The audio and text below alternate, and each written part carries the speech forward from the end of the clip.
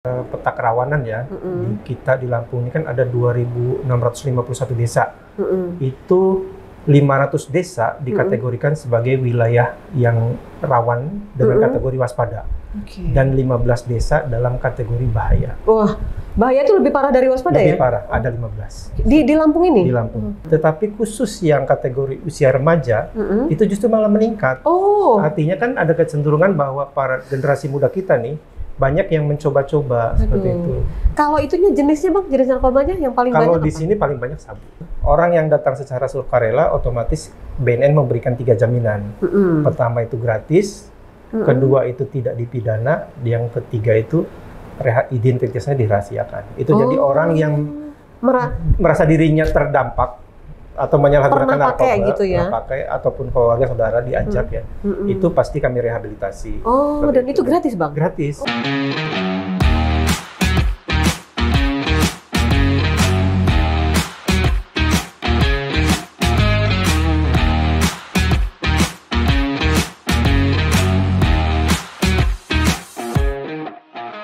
Assalamualaikum warahmatullahi wabarakatuh. Tabipun pemirsa, kita berjumpa lagi dalam program kami Release Corner hari ini.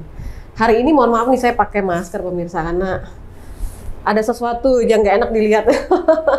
Ini narasumber kita hari ini adalah Kepala Badan Narkotika Kabupaten.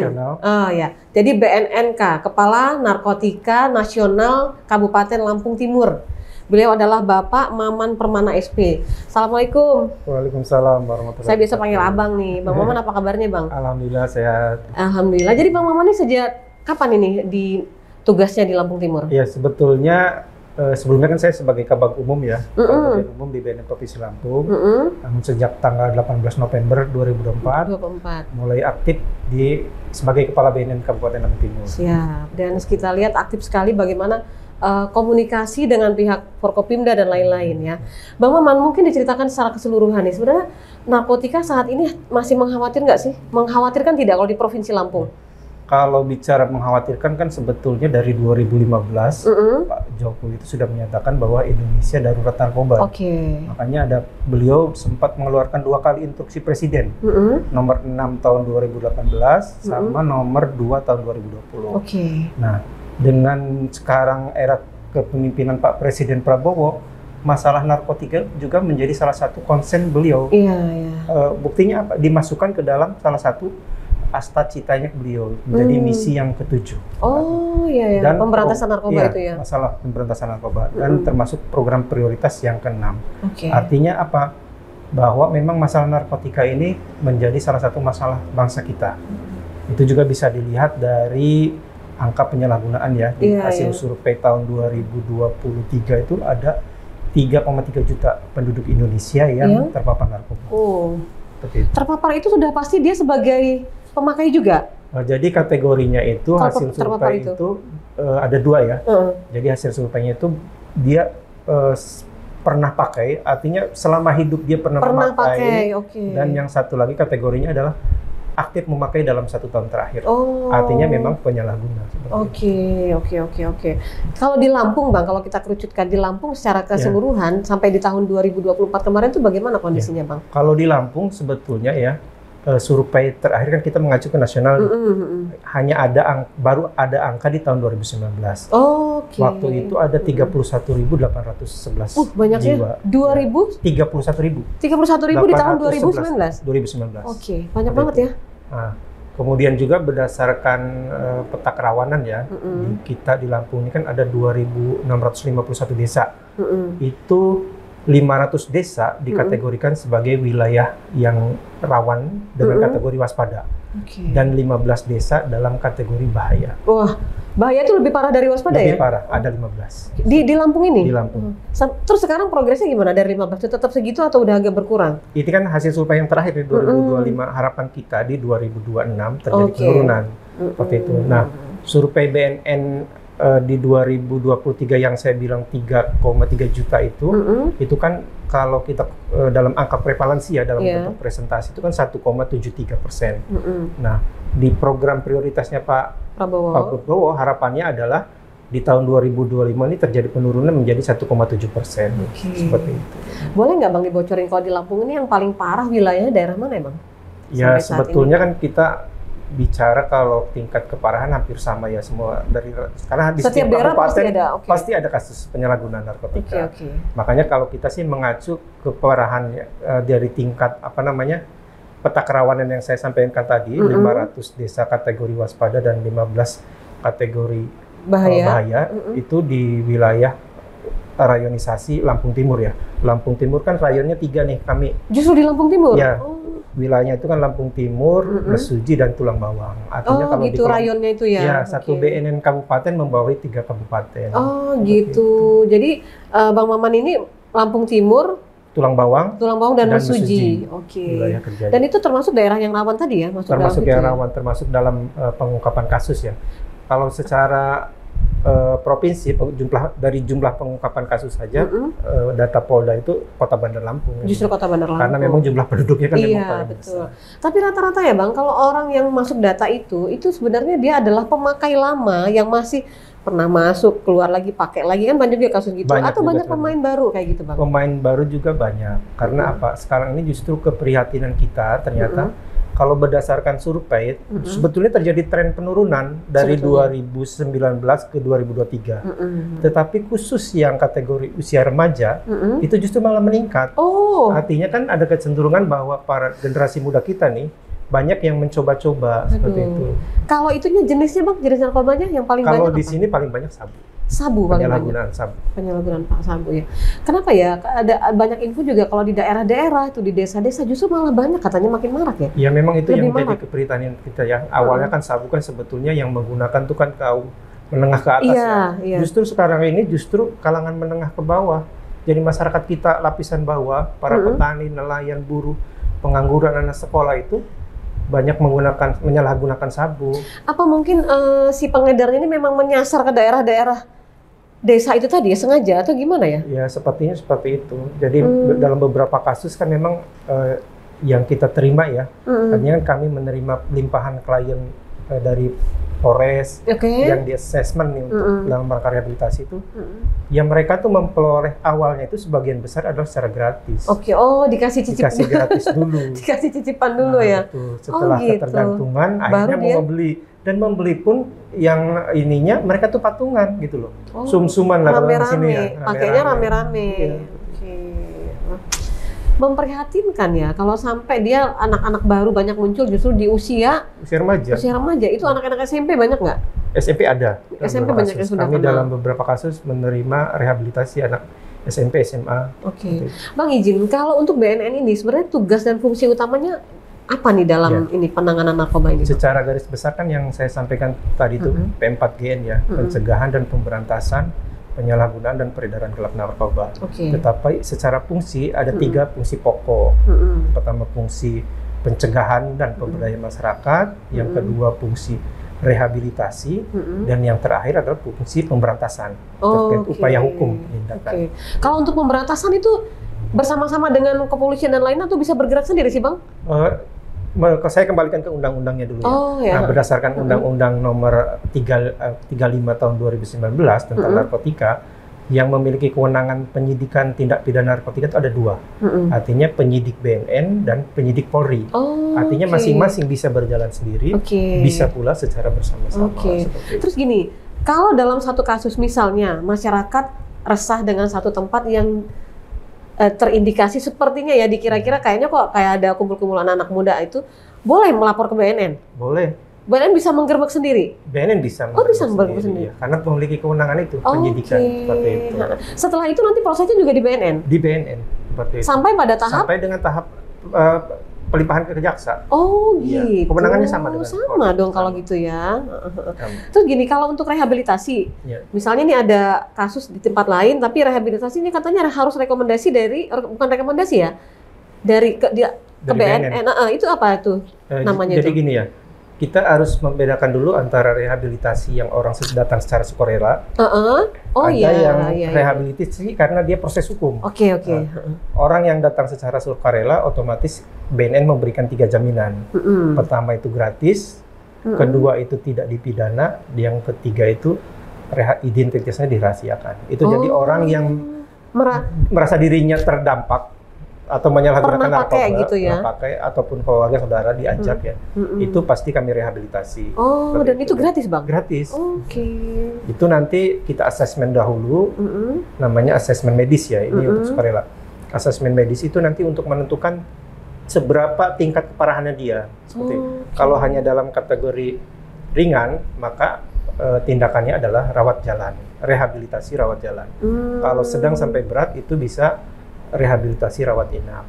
Dan bersyukurnya kita di Lampung ini, kita memiliki lembaga rehab pemerintah yang rawat inap di lokal rehabilitasi Kalianda. Lampung Selatan ya? Lampung Selatan.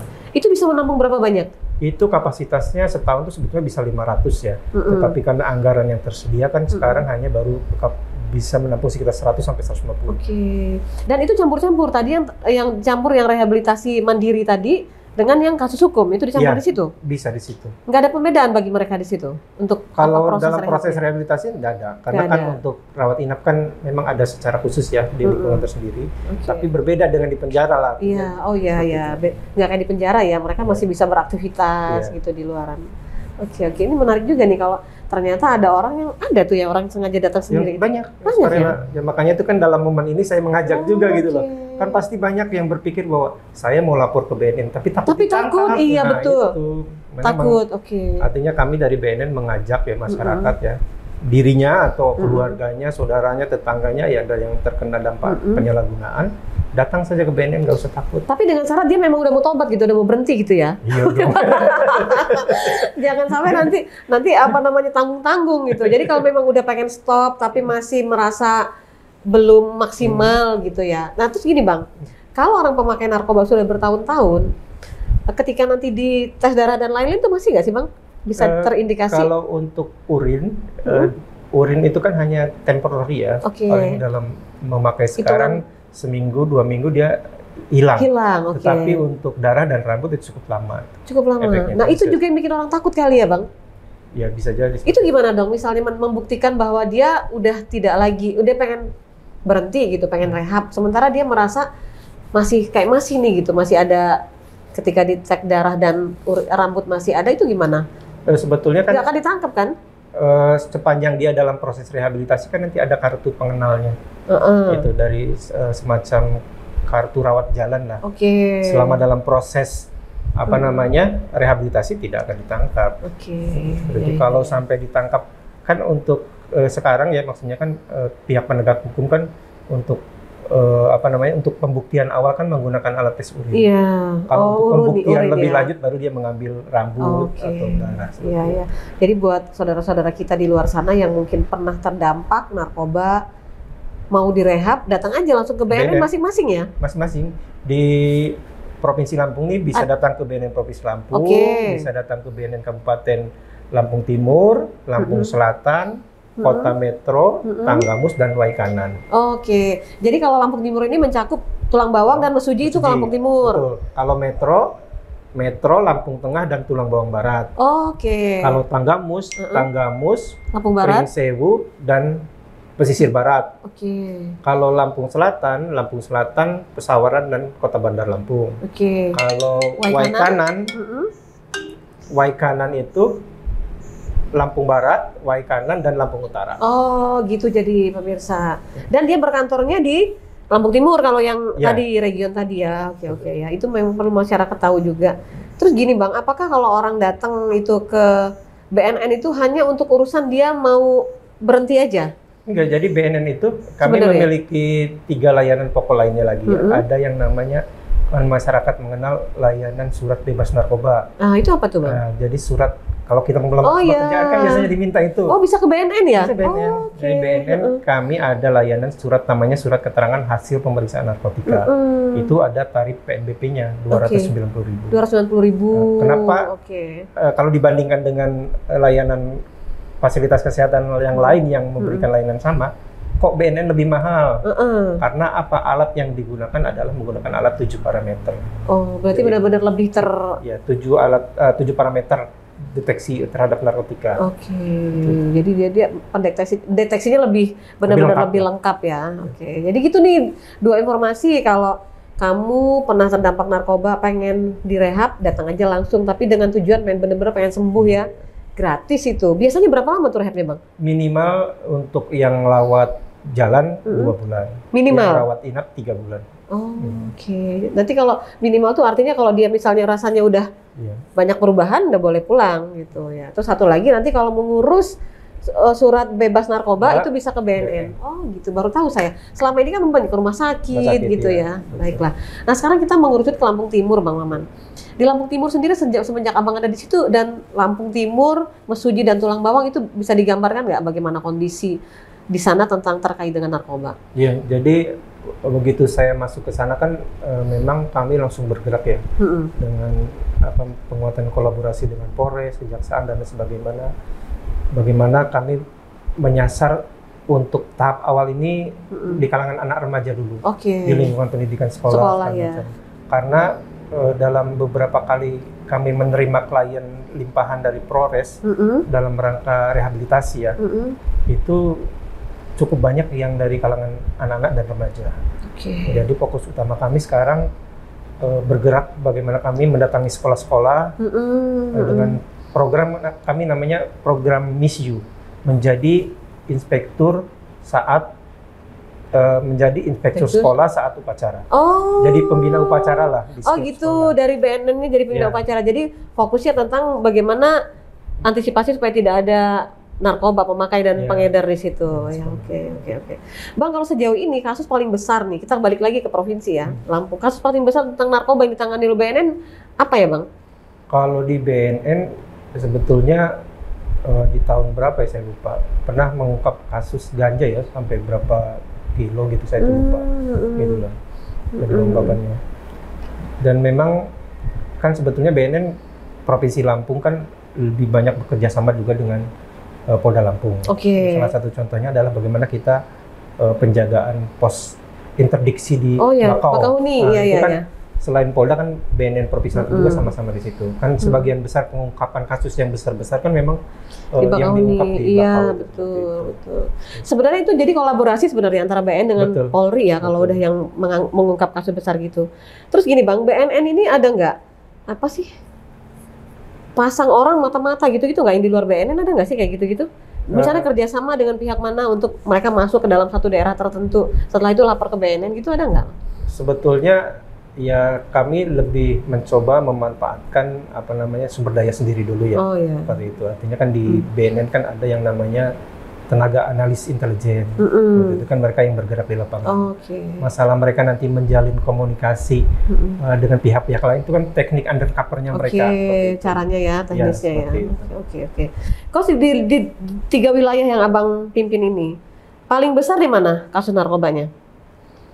Kalau tidak salah ya Lampung Timur. Lampung Timur malah ya. Dan itu mungkin di daerah-daerah terpencil yang anak-anak mulai kenal narkoba itu benar nggak sih kalau ada satu desa tertentu gitu di Lampung ini yang katanya bebas pakai narkoba, itu benar nggak sih Bang? Sebetulnya. Saya juga jadi masyarakatnya biasa aja gitu. Ya memang ada beberapa kampung ya yang agak rentan. Rentan dan agak susah aparat untuk masuk. Oh ada. Ya tidak perlu saya sebutkan artinya. Kalau nanti ya harapan kami ya sebetulnya kan apa yang dilakukan aparat dalam rangka pemberantasan narkoba kan untuk menyelamatkan anak bangsa. Betul. Jadi pendekatannya gimana kalau begitu ya? Ya secara persuasif dulu.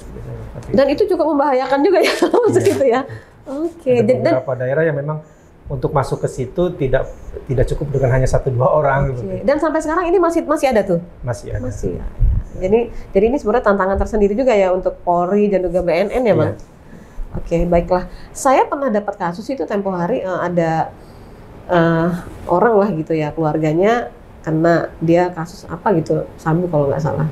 Di salah satu Polres, terus ketika dia pulang itu kenapa harus ke BNN dulu? Itu gimana tuh ceritanya? Tuntas ya.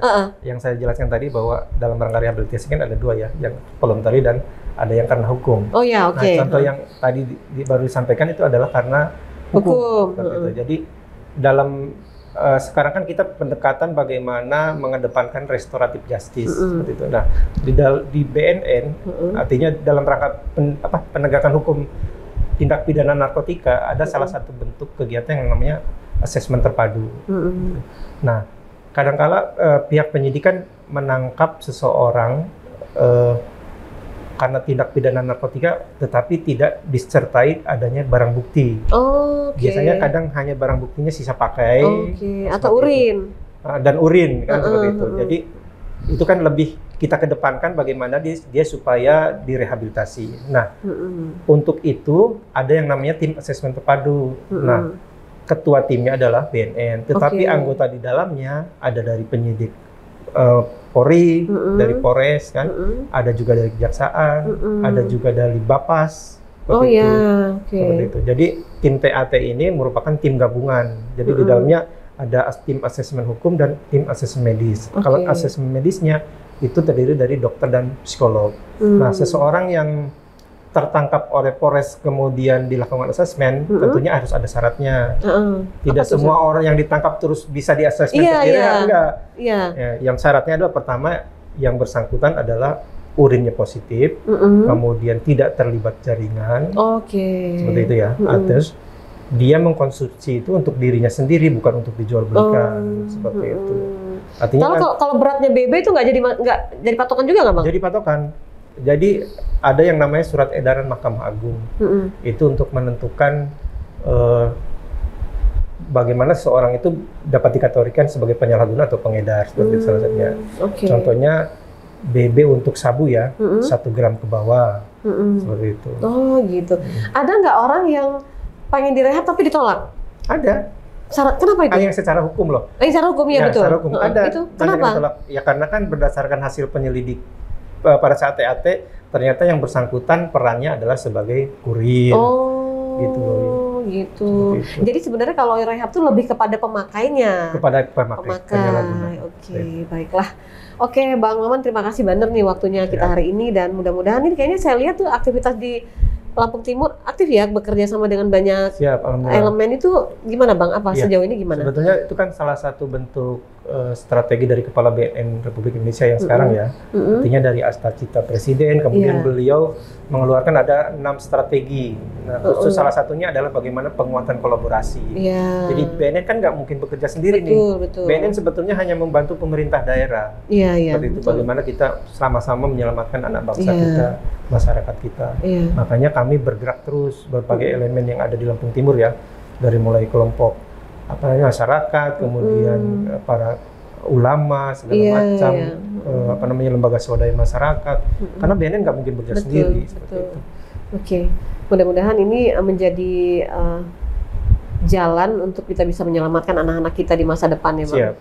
Terima kasih untuk waktunya, Bang Maman. Kalau kita tidak bergerak sekarang, kapan lagi? Kapan lagi, betul sekali. Dan ini di BNN ini ada call center yang bisa dihubungin masyarakat setiap saat nggak? Ada. Jadi di nomor 0811 724 3535.